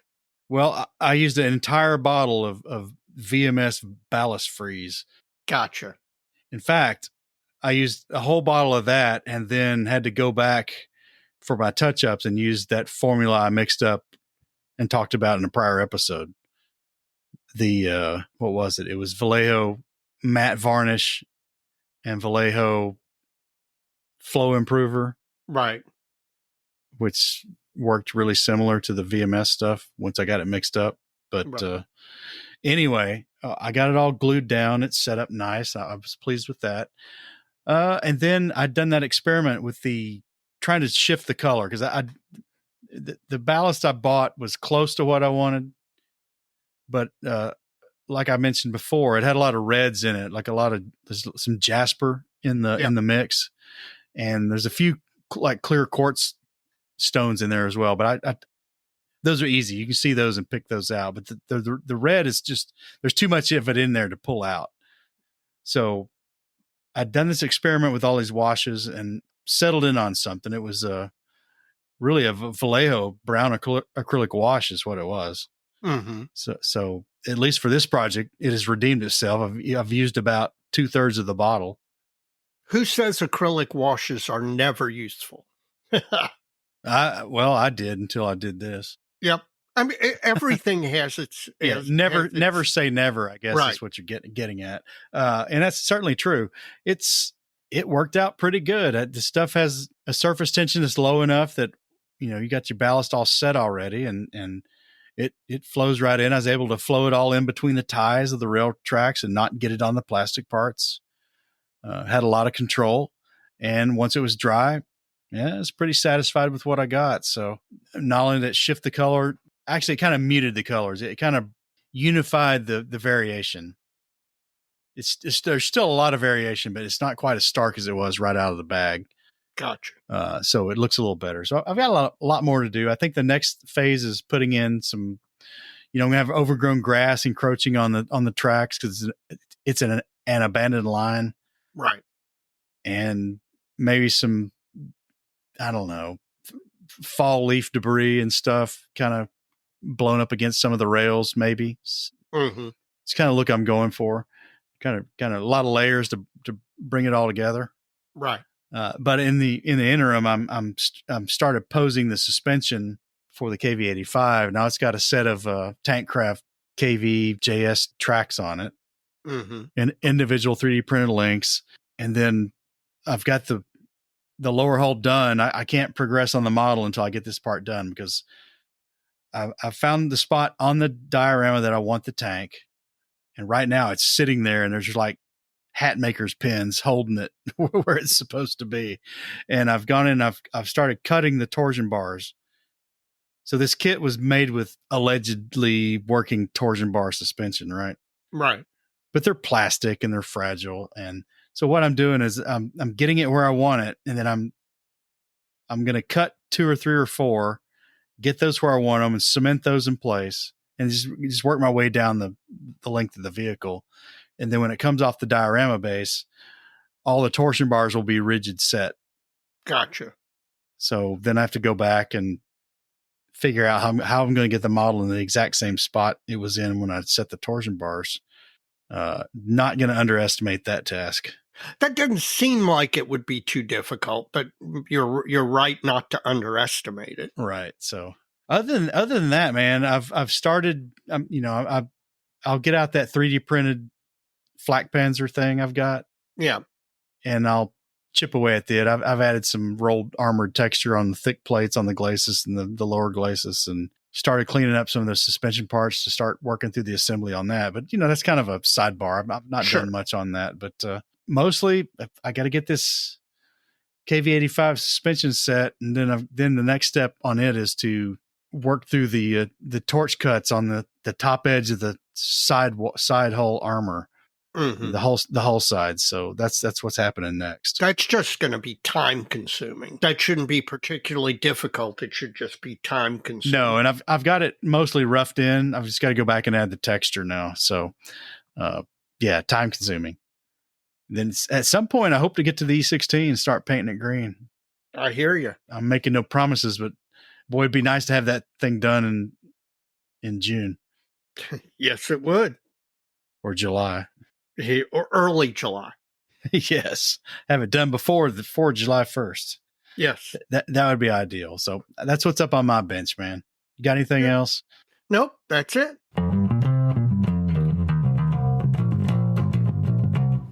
Well, Mike, it's been a while since we've looked out over the new release landscape. Have you looked and found some faves and yawns? I have, man. And I tell you, for 35th scale, which I'm primarily going to focus on, there's been a lot since the last time we had this segment. Yes, there's been a ton. And I tell you, I think my biggest fave. Okay, start off with the fave. Is Dynamo Models out of France. Mm-hmm. Is releasing a new tool version of the little French, 25 millimeter anti-tank gun? Yes. Yeah, there's the old Heller kit that's been out there forever. And see, I really wanted to build that gun, and I have looked at that. I've got one of the Heller kits. Yeah, it's not much there. Every 9 months or so, I'll pull it out of the box and stare at it, and then I'll shove it back in the box just because. I mean, that kit had to have been kitted in the late 60s or early 70s. Yeah, probably maybe mid 70s at the latest. At the latest, but yeah, it's interesting. This kit, I look forward to the release. Dynamo Models, French 25 millimeter SA-34 Type 2 anti-tank gun. And I agree with you. And you know what's amazing to me? That gun was really ubiquitous in the early war. I mean, the French used it, the Poles used it. It was used by the French in Norway. The Greeks may have even had some of those things. I mean, that gun was a really widely sold anti-tank gun before World War II. So I'm amazed it's taken this long for a kit to come out, a new kit. There's a modeler in Canada, Thomas Morgan. He's on all the old forums, TrackLink in particular, I believe, or Missing Links. Mm-hmm. He basically rebuilt the Heller kit. And that's what it would require. Did a phenomenal job. And there's some obscure aftermarket for the kit. Yeah. I don't remember if he used it or not, but this is definitely one that was worthy of a redo. And it's kind of a mixed media. It's plastic. There's some 3D printed stuff. I don't know what else, but looking forward to it. I am too. What's your first one, man? Well, my first one is a general one. Our friends over at Kit Masks. Jim saw them recently at the IPMS Seattle show and picked up several of their items. Oh, good. They are just announcing new releases left and right. Very useful ones, national markings, code letters, just all sorts of stuff. And just the volume of production of new items is pretty freaking amazing. So hats off to our friends at Kit Masks. I'm happy to see that range continue to expand. Well, I could do a yawn next. Go ahead. Do a yawn, do a fave, do whatever. So we got Dragon kicking off all their stuff again, right? Right. Re-releasing, scores of kits every month, really. Seems like. Right. 20, 25 maybe. And then in that mix of things they are releasing is all their Tiger tanks. Right. Probably in response to TACOM and their new line of Tiger tanks. And they released the first big box of 3 kits, and now they've released big box number 2. Right. With 3 more kits. Believe it or not, now this company's been around a little while. They make some other Cold War era things. A company called Tiger Models. Yeah. Guess what they're releasing, Dave? I'm betting Tiger tank. Yeah, they're releasing a early production Tiger 1. Yeah. At some point, the market is saturated. Yeah, I think that was on Tuesday. Yeah. Yeah. What else you got? Well, another fave or kind of fave or maybe fave, Quintus Studios is, like our friends at Kitmask, just announcing release after release after release. I know a number of people who've used these things, who've raved about them. You at AMPS picked up a set of their decals for the Gas 5 truck. Sys 5. Sys 5. Sorry, Gas, this, whatever. It's all Russian. And they look great. Now, I'll be interested to hear from you. I mean, I've talked to other modelers who've used them, but I'll be thrilled to live along with your experience of using these things and how they come out looking, because at least on the sheet, they look really, really good. They probably are. And they're just releasing stuff left and right in all scales. Just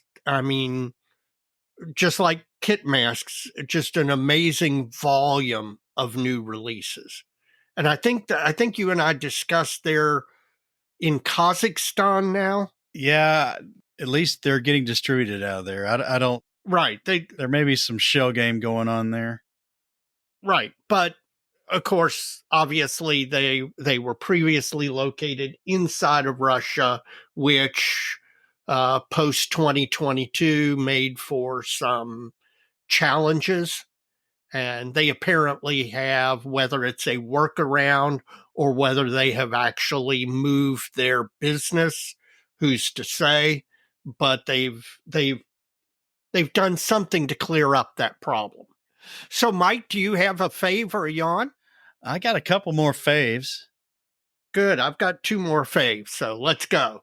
The first one is going to be actually Inside the Armor 3. Mr. Medding's latest incarnation of Inside the Armor. You know, he's abandoned the print media thing for reasons he's specified. And he's jumped on the 3D design and print bandwagon. And I must say he's come up the learning curve pretty darn quick. Yes, he is. The stuff he's producing, some aircraft stuff as well as some armor stuff. And man, at least the CAD renders that he has shown, and he's shown a few 3D printed completed pieces as well. The quality is as good as anything out there. Well, he's got some things for the Churchills. That's Yes. what's caught my eye. I don't know a lot about the Churchill, honestly. Right. The one I want to build is the Dieppe version. I have the AFV Club kit for that one. I can't remember which mark it actually is off the top of my head. Mark 2 or 3, because I've got it. I think it's a 3, but maybe it's a 2. Maybe the aircraft guys got it right. I don't know. But anyway, there's a 2 or 3 things here that really interest me. The exhaust system and the intake grills in particular. I'm sure he'll set me straight in DM here after this episode drops, but looking pretty good. And for a guy who's a commensurate scratch builder, that's probably played into his adoption of CAD. In fact, we've talked about it a little bit offline. If you approach it that way, it's not as difficult maybe for somebody like that somebody's not done anything and just jumping into it. So the ability to, if you're a scratch builder, the ability to visualize an object as a bunch of pieces. That's exactly it. Has to contribute to being able to then translate that into CAD. Exactly. This is a rectangle, but this corner is chopped off. And that's just the way you work through the CAD. And looking forward to seeing what he's got to say to me about some of these things. I'm probably going to pick up a few items from him. What do you got next? Well, this is it's rare here on Plastic Model Mojo, but I'm going to throw out some 48 scale love. Trumpeter has announced a 48 scale fairy battle. This will be wildly popular with the World War II set, particularly the UK Commonwealth guys, but the battle was more widely used than that. The Belgians had them, the Greeks had them. Assuming Trumpeter, and you always have to caveat it because Trumpeter has a way of messing things up spectacularly from time to time. So, assuming they do a really good job on this, it could be a wildly popular kit for them. And what else is in 48 scale, that thing's going to be big. I mean, the Battle is a fairly large aircraft. So, in 48 scale, that's going to be big. I hope they do it great. I hope that they really are popular so that Trumpeter then scales it down to 72nd scale, because if Airfix isn't going to do it, somebody needs to do it. You got another one? I got one more fave, Dave. I've got one more fave too. And it's kind of a preliminary. Okay. Well, kind of like my Trumpeter. It was a preliminary fave. Well, Mini Art has released some early M3 Stewarts. Yes. And they look really brilliant. Yes, they do. But the welded turrets don't interest me that much.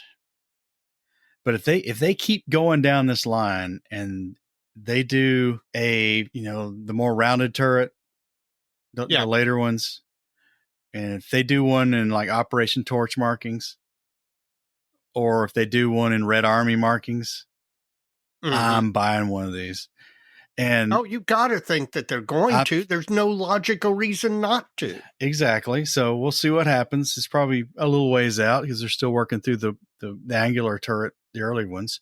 Right. But I tell you what, if you wanted to do a tank with an interior, this one is sized about right for cutting your teeth into that, I think. Well, and not only that, but if you open everything up, if you open the turret top hatches and both of the front flap, whatever you want to call those things, hatches, flaps, whatever, you could see a fair amount of that interior. Yeah, on this vehicle you could. And boy, you want to talk about something to cross the streams and talk about what's going on in in science fiction and fantasy and all these guys lighting models, you could light the interior of that tank really easily and really make it look good. I mean, that almost is crying out for that. I think generally you're right. I don't know how easy that would be. That's a great question, but I'm sure our space and science fiction modelers will tell us that it's really, really easy. Well, the hard part is the interior lights on these things were, if they had them, were really tiny. Yes. So I don't know. I don't know how you work that, but I don't know. With the stuff that they've got out there now, they've got super tiny lights that are super bright. It's a possibility, man, but that's my last one, man. I think that one's they've got my attention with that kit. I wish they'd start burning through the 76 millimeter gun T-34s, but well, don't get to it all. That seems like, compared to an M3 Stewart, I don't know. That's tough call, man. There's a big pile of money on the table for them to start doing the 76 millimeter T-34s. I really think there is. I agree. But I'll take a Stewart. You'll take either. I've got one last fave, because I can't get away without doing something 72nd scale specific. Edward, as you know, have released a series of numeric approved 109s that are just flat out amazing kits. If you run into Barry Numeric and you start talking to him about them, he'll probably never stop. They're that good. They've just announced a double kit of the late 109Gs, the G6 and G14, as a combo kit with new parts for, of course, the G14. And if you are a 109 fanatic, and there are a lot of them out there, that's why companies keep releasing 109 kits. That double kit is going to be a winner. I can absolutely feel it. So do you have any more faves or a final yawn? I do not. Do you? Okay, I don't. We're done. We're done with that.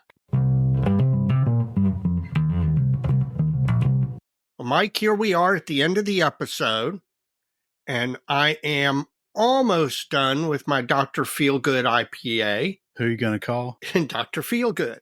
6.8 alcohol by volume. No crap, man. It's not bad. That's pretty good, though. That's on the stiff side. The thing that hit me right away was it's very malt forward. It's like a brown ale. Really? I'm confused. It's an IPA, right? Right. It's an IPA. That's what confused me when I took the first sip too. Really, the hoppiness, while it's there, is not the thing you notice, or at least not the thing that I noticed right away. What I noticed was the maltiness, but it's got some vanilla. It's not bad. It's just not what I was expecting when I took that first sip. And that kind of gave me maybe a false impression. But I'm 3/4 of the way through this thing. And yeah, it definitely, it's good. It's a heavier beer. I think this isn't something you'd be drinking out by the pool in the summer, but I can see how Canadians on a cold winter night around a fire watching the hockey playoffs, I could see how Dr. Feelgood IPA would be just what they were looking for. So I already know that Prohibition style has not disappointed you. No, it hasn't. And I tell you, after many months of drinking the Russell's Reserve 10-year and a couple of bottles of the Pursuit bourbon and an occasional Bullet, man, this stuff is it's north of 100 proof. That's part of the issue. Right. That's part of the issue. Yes, that's right. It'll hit you like a sledgehammer. It's a little hot on the front end, but I probably sung that song before. Right. It's got a really dark color to it. It's a really brown, dark amber. It's got a really oaky flavor to it. It's really, really good once you get past the heat. Yeah. So now we took that to the dojo in, I think, Las Vegas. And it was very popular in Las Vegas at the dojo, even despite the fact that it was on the high side ABV yeah, wise. it's a little hot, but a few sips in, you get over that, then you can really enjoy it, and it's pretty, Right. it's really good. It's worth the money.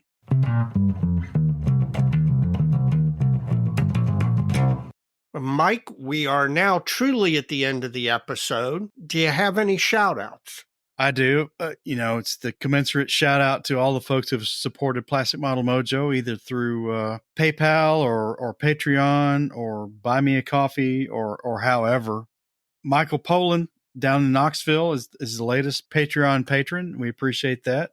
If you'd like to be like Michael and contribute to Plastic Model Mojo, you can do so by checking out the show notes for this episode. If you go to the show notes at www.plasticmodelmojo.com and select this episode, you'll find links to all the avenues to support the show. We've got Patreon, PayPal, Buy Me a Coffee, and there's also the Plastic Model Mojo merchandise store. And anything folks are willing to do is appreciated.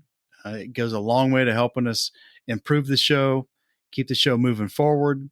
We just want to say thank you for everything that everyone has ever done along those regards. Yes, thank you very much. I want to second that. Mike and I have in 2024 committed to doing upgrades to the show. Some of it you'll see, some of it you won't, will be seamless to you. But none of that would be possible without the support of the listeners. We appreciate it. You don't know how much we appreciate it. And again, I want to thank you as well. In addition, I would like to shout out our friends at Bases by Bill. Christian was very kind in sending me those two small 72nd scale U.S. aircraft carrier bases. They are massively impressive, and I want to play around with them. I've got more to look at on them. I'm happy to see Bases by Bill getting back into the base portion of the game, even if it's not as much in the custom side as it is in producing set items of inventory. And I can't wait to see those guys at Madison. Well, Dave, I want to shout out Dojo contributor Dalton Lott. Now, Dalton's a young man down in Georgia, I believe. Yes. And he went to the open house at the National Armor and Cavalry Collection. Mm-hmm. That happened, I guess, was the past weekend. Yep. And you and I have to get down there. We do. And he posted about 80 pictures. And I just want to say, Dalton, I appreciate that. We didn't get to make it down there, but we hope to make it down there before the end of the year. And thank you for posting all those pictures. That was a really good thing. Yeah. And as a general rule, if you go to something like that or a model show or whatever, please post to the dojo. We can't be everywhere as much as we'd like to be.